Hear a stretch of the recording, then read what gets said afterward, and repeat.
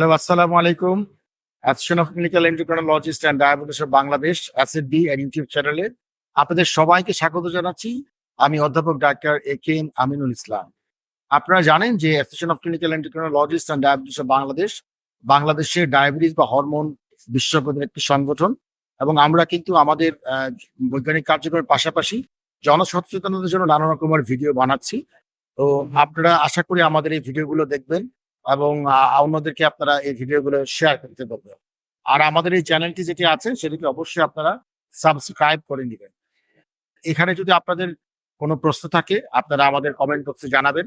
আমরা সেই কমেন্টস গুলো নিয়ে আপনাদের কোনো প্রশ্ন থাকলে সেই প্রশ্নগুলো নিয়ে আমরা হয়তো ভবিষ্যতে আরো ভিডিও আপনাদেরকে করার চেষ্টা করব। আরেকটা জিনিস মনে রাখবেন যে ডায়াবেটিস এবং হরমোন সম্পর্কে কিন্তু প্রচারণা যেমন আছে অপপ্রচারও কিন্তু অনেক বেশি। তো আমরা যেহেতু একজন হরমোন বিশেষজ্ঞদের একটি সংগঠন এবং আমরা এখানে যারা কথা বলবো তারা সবাই কিন্তু হরমোন বিশেষজ্ঞ। কাজেই তারা যে কথাগুলো বলবো সেগুলা কিন্তু বৈজ্ঞানিক ভিত্তির উপর তারা বলবেন। তো কাজেই আমরা আশা করব যে আপনারা অন্য সব অপপ্রচারে বা অবৈজ্ঞানিক প্রচারে বিভ্রান্ত না হয়ে আমাদের এই চ্যানেলে যে তথ্যগুলো আপনারা পাবেন সেগুলোর উপর ভরসা করলে আপনারা উপকৃত হবেন এবং আপনাদের রোগী অন্যান্য যারা আছেন তারাও কিন্তু এটা থেকে উপকৃত হতে পারবে। তাই আজকে দেরি না করে চলুন আজকে আমরা আমাদের ভিডিওটি উপভোগ করি। সবাইকে শুভেচ্ছা। Association of clinical endocrinologist and diabetes of বাংলাদেশের অফিসিয়াল ইউটিউব চ্যানেলে আপনাদের সবাইকে স্বাগত জানাচ্ছি। আমি ডাক্তার এ.কে.এম. আমিনুল ইসলাম। আমি অধ্যাপক বিভাগের প্রধান, হরমোন বিভাগ, সার্সিলা মেডিকেল কলেজ, মিটফোর্ড হাসপাতাল। আমাদের সঙ্গে আজকে অত্যন্ত সুপরিচিত একজন হরমোন বিশেষজ্ঞ উপস্থিত আছেন। তিনি হচ্ছেন ঢাকা মেডিকেল কলেজের হরমোন বিভাগের অধ্যাপক ও বিভাগীয় প্রধান অধ্যাপক ডাক্তার ইন্দ্রজিৎ প্রসাদ। অধ্যাপক ডাক্তার ইন্দ্রজিৎ প্রসাদ আজকে আপনাদের এই অনুষ্ঠানে আপনাকে স্বাগত জানাচ্ছি। অনেক ধন্যবাদ আমাকে আমাকে জানানোর। আমরা আজকে একটি খুব গুরুত্বপূর্ণ বিষয় নিয়ে আলোচনা করব। আমরা সবাই আসলে গর্ভকালীন ডায়াবেটিস শব্দটা খুব বেশি পরিমাণে ইদানিং শুনতে পাচ্ছি। তো আমরা আসলে জানতে চাইবো এই গর্ভকালীন ডায়াবেটিসটা আসলে কি? অনেক ধন্যবাদ। অত্যন্ত গুরুত্বপূর্ণ প্রশ্ন। গর্ভকালীন ডায়াবেটিস আসলে ৩ রকম ভাবে আমরা গর্ভকালীন ডায়াবেটিস পাই। আগে থেকে অনেকের ডায়াবেটিস ছিল, জানতেন না। গর্ভাবস্থায় আসার পরে গাইনি বিশেষজ্ঞ তার রুটিনলি তার সুগার চেক করে। সুগার চেক করতে গিয়ে ধরা পড়লো যে তার ডায়াবেটিস। এটা হচ্ছে আগের ডায়াবেটিস, প্রেগনেন্সির সময় এসে ধরা পড়লো। আরেকটা হচ্ছে যে প্রেগনেন্সির কারণে ডায়াবেটিস হচ্ছে। সাধারণত ২৪ থেকে ২৮ সপ্তাহের মধ্যে গিয়ে প্রথমবারের মতো এই ডায়াবেটিস হয়। সেটাকে আমরা বলতে পারি যে গর্ভকালীন ডায়াবেটিস। ডায়াবেটিসটা অনেক বেশি তা হয় না। অল্প, অল্প ডায়াবেটিস হয়। কিন্তু এটাও কিন্তু বাচ্চা এবং মায়ের যে আউটকাম বলি আমরা সেটার উপর কিন্তু অনেক বড় একটা প্রভাব ফেলে। সুতরাং গর্ভাবস্থায় ডায়াবেটিস অবশ্যই অত্যন্ত গুরুত্বপূর্ণ বিষয়। বাচ্চা এবং মায়ের যে সার্বিক যে স্বাস্থ্যগত অবস্থা সেটার জন্য কিন্তু খুবই গুরুত্বপূর্ণ একটা বিষয়। ধন্যবাদ আপনাকে। আপনি যে বললেন যে সেটা ২৪ সপ্তাহ থেকে ২৮ সপ্তাহ পর্যন্ত। তাহলে একজন গর্ভবতী মহিলা যখন একজন চিকিৎসকের কাছে আসবেন, উনি কি তখনই শুধুমাত্র তার ডায়াবেটিসের পরীক্ষাটি করবেন? নাকি তার আগেও তার গর্ভাবস্থায় ডায়াবেটিস পরীক্ষার প্রয়োজন আছে? ধন্যবাদ। আসলে আমাদের দেশের তো আপনি জানেন যে শতকরা ৫০% মানুষ আসলে আমরা জানি না যে আমাদের ডায়াবেটিস হয়ে আছে। তো being Asian is a risk factor. Asian population এই সাউথ ইস্ট এশিয়াতে যারা আছে সবাই কিন্তু কোনো না কোনোভাবে আমরা রিস্কের মধ্যে আছি। এবং আম আ প্রেগন্যান্সি গর্ভাবস্থাটা এমন একটা সংবেদনশীল একটা জায়গা যেখানে আসলে ছাড় দেওয়ার কোনো সুযোগ হয় না। সেজন্য অত্যন্ত বেশি প্রিভ্যালেন্স হওয়ার কারণে আসলে আমরা রিকমেন্ড করি যে ১ম বার যখন একজন আ নারী গর্ভবতী হবেন, ১ম সুযোগেই তার আসলে ডায়াবেটিস চেক করে ফেলা উচিত। যদি আমরা মিস করে ফেলি তাহলে কিন্তু এটা ভবিষ্যতে একটা বিরাট একটা বিপদ-আপদ নিয়ে আসতে পারে। সেজন্য ২৪ থেকে ২৮ সপ্তাহে গিয়ে আমরা ফাইনাল একটা টেস্ট করব। তার আগেই ১ম এই কিন্তু যাদের ডায়াবেটিস হওয়ার সম্ভাবনা থাকে সবাইকে কিন্তু আমরা চেক করব। এখন যদি কেউ গর্ভকালীন ডায়াবেটিস পরীক্ষা করতে চায়, তার আসলে কোন নিয়মে পরীক্ষাটি করা উচিত? ১ম ৩ মাসের মধ্যে একটা নিয়ম আর ৩ মাসের পর থেকে আরেকটা। ১ম ৩ মাসের মধ্যে আসলে আমরা যেটা করি যে নন প্রেগন্যান্ট যে অবস্থায় যে ক্রাইটেরিয়াটা থাকে সেই হিসাবে আমরা খালি পেটে আর গ্লুকোজকে ২ ঘন্টা পরে চেক করি। আর ৩ মাসের পর থেকে আমরা সাধারণত ৩ বার চেক করি। খালি পেটে একবার, গ্লুকোজ খেয়ে ১ ঘন্টা পর একবার, গ্লুকোজ খেয়ে ২ ঘন্টা পর একবার। এরকম ভাবে যদি আমরা চেক করি, খালি পেটে যদি আমরা ৫.১ এর বেশি পাই, গ্লুকোজ খাওয়ার ১ ঘন্টা পরে যদি আমরা ১০ এর বেশি পাই, গ্লুকোজ খাওয়ার ২ ঘন্টা পরে যদি ৮.৫ এর বেশি আমরা পাই, ৩ টার মধ্যে যেকোনো একটা পজিটিভ হলেই কিন্তু তাকে আমরা গর্ভকালীন ডায়াবেটিস বলতে পারি। আচ্ছা, আপনি যে বলেছেন গ্লুকোজ খাওয়া, এটা কি বাধ্যতামূলক নাকি কেউ নাস্তা বা অন্য কিছু খাবার খেয়েও করতে পারবে? গ্লুকোজ খেয়ে অনেকেই আছে এমনিতেই, আপনি জানেন যে প্রেগনেন্সিতে গর্ভাবস্থায় বমি হয়, শরীর ঘোলায়, পেট ঘোলায়, পেশিটা বলে। তো গ্লুকোজ খেয়ে অনেকেই সহ্য করতে পারে না, সেক্ষেত্রে ব্রেকফাস্ট করেও 2 ঘন্টা পরে করতে পারে, এটা সম্ভব। সেটা করলে কি একই আপনি যে নিয়ম বললেন বা যেভাবে একই রকম ভাবে, নির্ধারণ করবে সেভাবে কি করবে? একই রকম ভাবে রেজিগনেট করাটাই ভালো। আচ্ছা, তাহলে যে আপনি বললেন গর্ভকালীন ডায়াবেটিস, এখন কারো যদি গর্ভকালীন ডায়াবেটিস ধরা পড়ে গেল, তখন আসলে তার কি করা উচিত?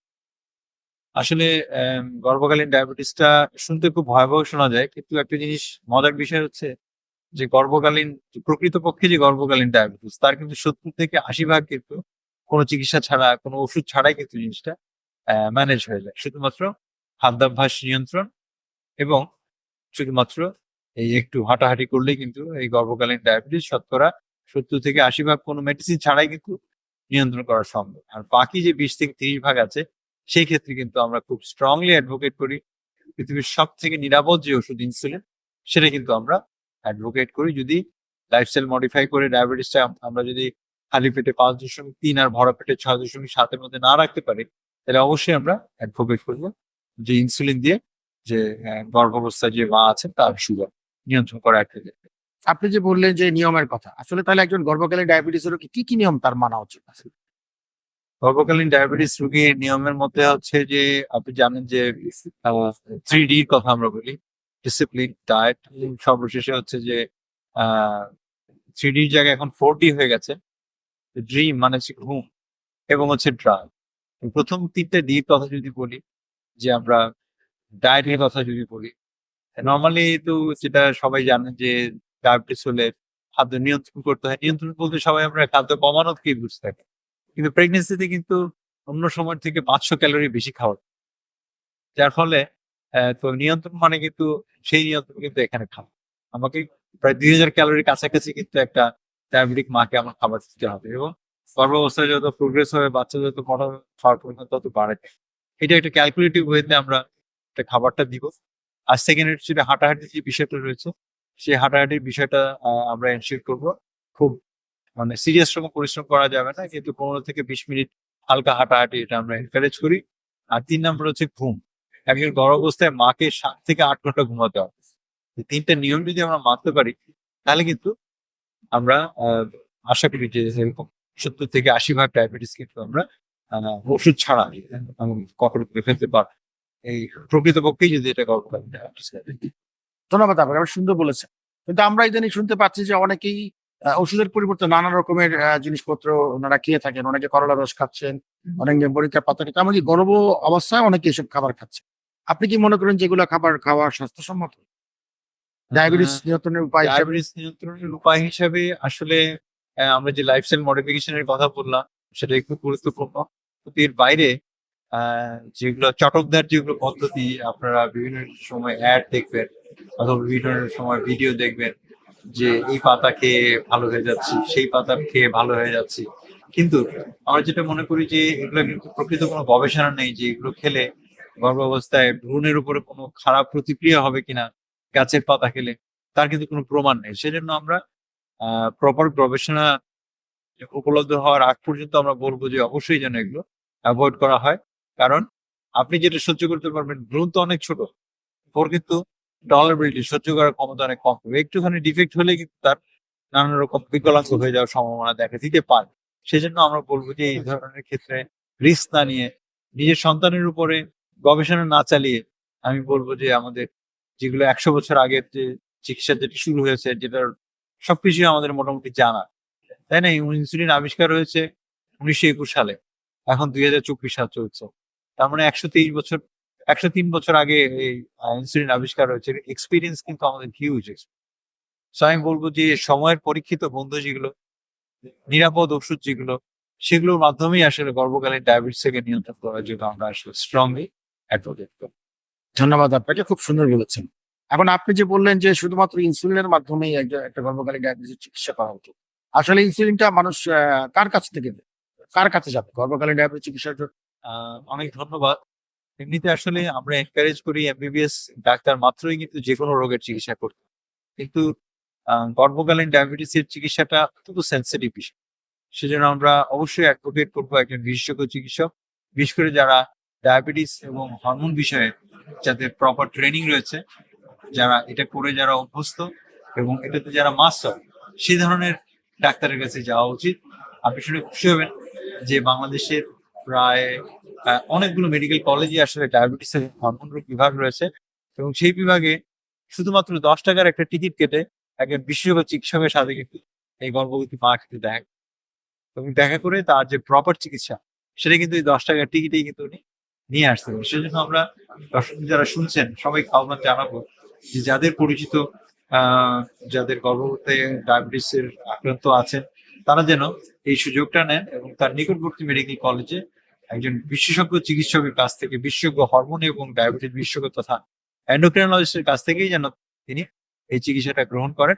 তাহলে কিন্তু সর্বোত্তম নিরাপদ চিকিৎসা পাবেন। ধন্যবাদ আপনাকে।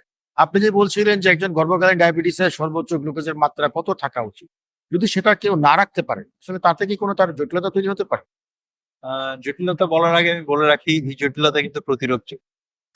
জটিলতার কথা শুনে দর্শক হয়তো ভয় পেতে পারে, কিন্তু আমরা জটিলতা বলার আগে অবশ্যই বলবো যে জটিলতাগুলি প্রতিরোধযোগ্য এবং অলমোস্ট শতভাগ ক্ষেত্রেই কিন্তু এই জটিলতা প্রতিরোধযোগ্য, বিশেষ করে গর্ভকালীন ডায়াবেটিসের ক্ষেত্রে। জটিলতাগুলোর কথা যদি আমরা বলতে চাই, যে গর্ভ নষ্ট হওয়া থেকে শুরু করে বিকলাঙ্গ শিশু পর্যন্ত অনেক কিছু, কিডনি জটিলতা, হাত পা নষ্ট হওয়া, অনেক কিছু কিন্তু এই ডায়াবেটিস কন্ট্রোলের বাইরে থাকলে কিন্তু হতে পারে। তো সেজন্য আমরা অ্যাডভোকেট করবো যে শুরু থেকেই যাদের ডায়াবেটিস রয়েছে তারা যেন গর্ভাবস্থায় আসার 3 মাস আগে থেকেই কিন্তু তার ডায়াবেটিসটাকে উনি যেন সঠিক মাত্রায় নিয়ন্ত্রণ করে তারপরে যেন উনি প্রেগনেন্সি হওয়ার জন্য চেষ্টা করেন। সেটাই আমাদের পরামর্শ থাকবে, সো দ্যাট উনি যেন কোনোভাবেই একজন বিকলাঙ্গ শিশু জন্ম। ধন্যবাদ আপনাকে। আর একজন যদি জটিলতা যদি হয়ে যায়, সেক্ষেত্রে একজন ডায়াবেটিস রোগী গর্ভকালীন ডায়াবেটিস কার কাছে যাবে? ডায়াবেটিস যদি হয়ে যায় তাহলে গর্ভকালীন যে মেরু বিশেষজ্ঞ, প্রাথমিকভাবে উনি একজন একজন গাইনোকোলজিস্টের আন্ডারে থাকবেন, অবস্টেট্রিশিয়ান এবং গাইনোকোলজিস্ট আন্ডারে থাকবেন। এবং বেশিরভাগ ক্ষেত্রেই আমরা যেটা দেখি যে যেখানে আসলে ডায়াবেটিস এবং বিশেষজ্ঞ রয়েছে তাদের সাথে পরামর্শক্রমেই কিন্তু রেফার করার মাধ্যমে আমাদের ডিপার্টমেন্টে অনেক গাইনি বিশেষজ্ঞ ডাক্তার আছেন যারা আমাদের ডিপার্টমেন্টে রেফার করেন, এবং প্রতিদিন আমাদের রেফারেলের বড় একটা পার্টই হচ্ছে আসলে গাইনি বিভাগ থেকে এই ধরনের রোগীগুলোকে ম্যানেজ করা। তো তারা কিন্তু আমাদের ডিপার্টমেন্টে আসছেন, গাইনি বিশেষজ্ঞরা আমাদের কাছে পাঠাচ্ছেন, এবং আমরা সরকারিভাবে কিন্তু এর যে চিকিৎসাটা, সুচিকিৎসা কিন্তু আমরা কম খরচে এবং সুন্দরভাবে বিনা পয়সায় কিন্তু আমরা এই রোগীদেরকে আমরা সেবা দিচ্ছি। গর্ভকালীন ডায়াবেটিস নিয়ন্ত্রণে না রাখলে বাচ্চার কি কোনো সমস্যা হতে পারে? হ্যাঁ, সেটাই বলছিলাম যে গর্ভকালীন ডায়াবেটিস নিয়ন্ত্রণে না থাকে তাহলে বাচ্চার বিকলাঙ্গ হতে পারে, বাচ্চা নষ্ট হয়ে যেতে পারে, এবং এই বাচ্চারা যখন বড় হবে তারও কিন্তু ডায়াবেটিস হওয়ার সম্ভাবনা অনেক বেশি হয়ে যেতে পারে। সেজন্য আমরা বলবো যে বাচ্চার বর্তমান এবং ভবিষ্যতের কথা চিন্তা করে হলো ডায়াবেটিসটাকে সুনিয়ন্ত্রণ রাখা দরকার। ইনসুলিন নিয়ে ভয়ের কোনো কারণ নেই, এটা সাময়িকভাবে দেওয়া হয়, বাচ্চা গর্ভকালীন অবস্থায় দেওয়া হয়, তারপর ডেলিভারি হওয়ার পরে বন্ধ করে দেয়। অনেক সময় অনেকে মনে করে একবার নিলে বুঝি আর বন্ধ করা যাবে না, এমন কোনো ব্যাপার নেই। অনেক ডায়াবেটিস 30 থেকে 40 ভাগ ডায়াবেটিস আছে যেটা আসলে আহ গর্ভকালীন অবস্থাটা শেষ হয়ে যাওয়ার পরে এমনিতেই ডায়াবেটিস ভালো হয়ে যায়, এরকম আছে। তো সুতরাং এটা নিয়ে ভয়ের কোনো কাজ নাই। যদি ডায়াবেটিস ডেভেলপ করে তাহলে সঠিক চিকিৎসার মাধ্যমে আসলে ইনসুলিন গ্রহণের মাধ্যমেই আমরা ডায়াবেটিসটাকে সুনিয়ন্ত্রণে রাখতে পারবো। মা এবং শিশু তাকে আমরা সমাজের কাছে সুন্দরভাবে তাকে আমরা উপস্থাপন করি এবং সুস্থ অবস্থায় তাকে আমরা উপস্থাপন। গর্ভকালীন ডায়াবেটিস রোগীরা যখন বাচ্চা ডেলিভারি হয়ে যাবে, তারপর কি তাদের কোনো চিকিৎসার প্রয়োজন আছে? গর্ভকালীন অবস্থায় বাচ্চা ডেলিভারি হয়ে যাওয়ার পরে আসলে আমরা রিক্লাসিফাই করি যে উনি কোন অবস্থায় আছে। উনি কি নরমাল হয়ে গেছেন, উনি কি প্রি ডায়াবেটিস অবস্থায় আছেন, নাকি উনি ফুল ডায়াবেটিস অবস্থায় থেকে গেলেন। আসলে 1/3 মা কিন্তু এই গর্ভকালীন অবস্থায় ডায়াবেটিস কিন্তু তার থেকে যায়, আবার 1/3 দেখা যায় প্রি ডায়াবেটিস হিসেবে থাকে, এবং আরেক 1/3 কিন্তু উনি পুরোপুরি ভালো হয়ে যান। কোন স্টেজে আছে সেটা কিন্তু আমরা 4 থেকে 12 সপ্তাহের মধ্যে কিন্তু আমরা গ্লুকোজ খাই আরেকবার টেস্ট করবো, এটাকে আমরা পুনর্বিন্যাস করি, রিক্লাসিফাই করি, এবং তারপরে তাকে আমরা সারা জীবন লাইফস্টাইল মডিফিকেশনের মধ্যে থাকতে বলি যেন মোটা না হয়ে যায়। কারণ যাদের গর্ভাবস্থায় ডায়াবেটিস হয়েছে তাদের 80% কিন্তু ফুল ডায়াবেটিস হয়ে যাওয়ার সম্ভাবনা থাকে অদূর ভবিষ্যতে। সেজন্য ভবিষ্যৎ ডায়াবেটিস প্রতিরোধ করার জন্য কিন্তু ভালোভাবে অ্যাডভোকেট করে থাকি যেন মা সবসময় যেন এই লাইফস্টাইল মডিফিকেশন মেনে চলে এবং তার ভবিষ্যৎ ডায়াবেটিস হওয়াতে নিজেকে যেন সুরক্ষিত। তাহলে আপনি বলছেন যে ডেলিভারির পরেও একজন গর্ভকালীন ডায়াবেটিসের যিনি রোগী ছিলেন তার চিকিৎসকের পরামর্শের প্রয়োজন আছে। অবশ্যই তার নিয়মিতভাবে চিকিৎসকের সাথে যোগাযোগ রাখা প্রয়োজন। কারো কারো ক্ষেত্রে দেখা যায় যে বছরে যদি একবারও কমপক্ষে উনি চেক করেন তাহলেও কিন্তু অনেকটা প্রতিরক্ষা উনি পেতে পারেন বলে আমরা মনে করি। ধন্যবাদ অধ্যাপক ডক্টর ইন্দ্রজিৎ প্রসাদ। আপনার কাছ থেকে আমরা আসলে গর্ভকালীন ডায়াবেটিস সম্পর্কে অনেক কথা জানতে পারলাম। আশা করি আমাদের দর্শক যারা আজকে এই অনুষ্ঠানটা দেখলেন তারা গর্ভকালীন ডায়াবেটিস সম্পর্কে জানতে পেরেছেন এবং আমরা অধ্যাপক ডক্টর ইন্দ্রজিৎ প্রসাদের কাছ থেকে জানলাম যে আসলে গর্ভকালীন ডায়াবেটিস যদিও একটি ডায়াবেটিস কিন্তু আসলে এটা যদি আমরা নিয়ম মেনে চলি তাহলে এটা যেমন ইনসুলিনের প্রয়োজন হয় না, আবার যদি ইনসুলিন নেওয়াও লাগে যদি আমরা নিয়ন্ত্রণে রাখি তাহলে কিন্তু আমরা গর্ভকালীন যে ডায়াবেটিসের জটিলতাগুলো সেগুলো থেকে কিন্তু আমরা বেঁচে থাকতে পারি। আর অবশ্যই আরেকটা জিনিস খেয়াল রাখতে হবে যে গর্ভকালীন ডায়াবেটিসের রোগীদের কিন্তু ডেলিভারির পরেও বাচ্চা জন্ম প্রসবের পরেও কিন্তু একজন চিকিৎসকের পরামর্শ অনুযায়ী জেনে নিতে হবে যে ওনার ডায়াবেটিসটাকে থেকে গেল কিনা। কারণ আমরা জানলাম যে ডায়াবেটিস থেকে যেতে পারে, আবার অনেক সময় বর্ডারলাইন হিসেবে থাকতে পারে, আবার অনেকে সুস্থ হয়ে যেতে পারে। তো এটা জানার জন্য কিন্তু আমাদের অবশ্যই একজন চিকিৎসকের পরামর্শের প্রয়োজন হবে। তো আশা করি আপনারা আজকের আমাদের অনুষ্ঠান থেকে উপকৃত হয়েছেন। আর আমাদের এই ইউটিউব চ্যানেলটিকে আপনারা অবশ্যই সাবস্ক্রাইব করবেন। আমরা শুধুমাত্র হরমোন বিশেষজ্ঞদের মতামত, বিশেষ করে যারা ডায়াবেটিস, থাইরয়েড এবং হরমোন বিশেষজ্ঞ তাদের বৈজ্ঞানিক যে সমস্ত গবেষণা লব্ধ যেসব জ্ঞান এবং মত সেখান থেকে তারা কিন্তু আপনাদেরকে বিভিন্ন বিষয়ে পরামর্শ দিবেন। আশা করি আপনারা সেসব পরামর্শ মেনে চললে আপনারা উপকৃত হবেন। আবারও অন্য কোনো অনুষ্ঠানে আপনাদের সাথে দেখা হবে এই আশাবাদ ব্যক্ত করে আজকের অনুষ্ঠান শেষ করছি। আল্লাহ হাফেজ।